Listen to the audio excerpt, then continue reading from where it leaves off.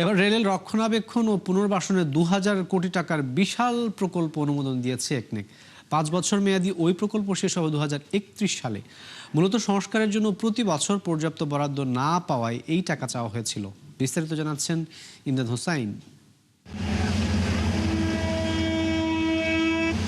দেশের যোগাযোগ ব্যবস্থার গুরুত্বপূর্ণ অনুষঙ্গ রেলওয়ে, কিন্তু ১৬৪ বছর আগে এ অঞ্চলে যাত্রা শুরু হলেও সেবার মান, ব্যবস্থাপনা ও আস্থার বিচারে বেশ পিছিয়ে বহু দেশের চেয়ে।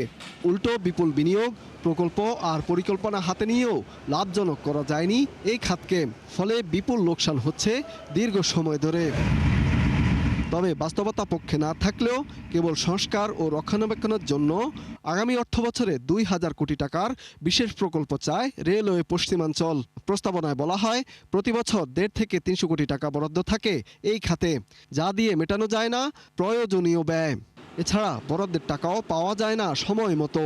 তাই ৫ বছরের জন্য এটিকে প্রকল্প আকারে অনুমোদনের জন্য প্রস্তাব করেছে পশ্চিমাঞ্চল, যদিও ভিন্ন মত এই বিশ্লেষকের। বিগত এক যুগে আসলে আমরা রেলের পিছনে ব্যাপক বিনিয়োগ করেছি, অনেক উচ্চাভিলাষী প্রকল্প করেছি, আইকনিক দৃষ্টিনন্দন স্টেশন বানিয়েছি, কিন্তু আমরা রেলপথ সম্প্রসারণের পাশাপাশি সরকারের যেটা উচিত ছিল যে আমাদের পুরনো যে রেলপথগুলি সেটা আসলে রক্ষণাবেক্ষণ বলি অথবা সেটা পরিবর্তনের যে কথা বলছি, অনেকের আসলে ইকোনমিক লাইফ টাইম শেষ, সেই কাজটা কিন্তু করা হয়নি। যে ট্র্যাকগুলো অনেক পুরনো হয়ে গেছে, আয়ুষ্কাল শেষ, সেটা তো আপনার পরিবর্তন করতে হবে। এটা শুধু রক্ষণাবেক্ষণের বিষয় না, সো নিয়মিত যে রক্ষণাবেক্ষণের যে বাজেটটা আমাদের থাকে তার বাইরেও আসলে প্রকল্প নিতে হবে। মূলত যমুনা সেতুর পর থেকে রাজশাহী, রংপুর হয়ে খুলনা পর্যন্ত বিস্তৃত পশ্চিমাঞ্চলের কার্যক্রম, যার অধীনে রেল নেটওয়ার্ক ১৯৩০ কিলোমিটার। প্রস্তাবনায় বলা হয় এই রুটের অধিকাংশই পুরনো, ক্ষয় হওয়ার মাত্রাও বেশি।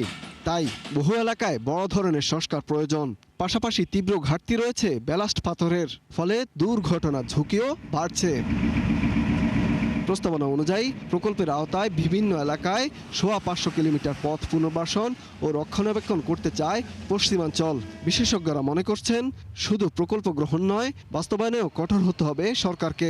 প্রকল্পর যে সুবিধা পাওয়ার কথা, অর্থনৈতিক এবং বাণিজ্যিক সুবিধা, সেটা পাওয়ার জন্য আসলে সময় মতন প্রকল্প আমার শেষ করতে হবে। তাহলে দেখা যাবে যে আপনার এটার যে বেনিফিট বা সুবিধা সেটাও যেমন পাবে, একই সাথে আমরা দেখি, অতীতেও দেখেছি, প্রকল্প যখনই আসলে দীর্ঘসূত্রিতার মধ্যে পড়ে যায় তখন আমরা দেখি ব্যয়টাও আসলে বাড়তে থাকে, তখন এই প্রকল্পর যে আসলে উপযোগিতা সেটাও কিন্তু প্রশ্নবিদ্ধ হয়। তথ্য অনুযায়ী চলতি অর্থবছরের প্রথম প্রান্তিকে পশ্চিমাঞ্চলের লোকসান হয়েছে প্রায় ২৫০ কোটি টাকা। ইমদাদ হোসাইন, ৭১, ঢাকা।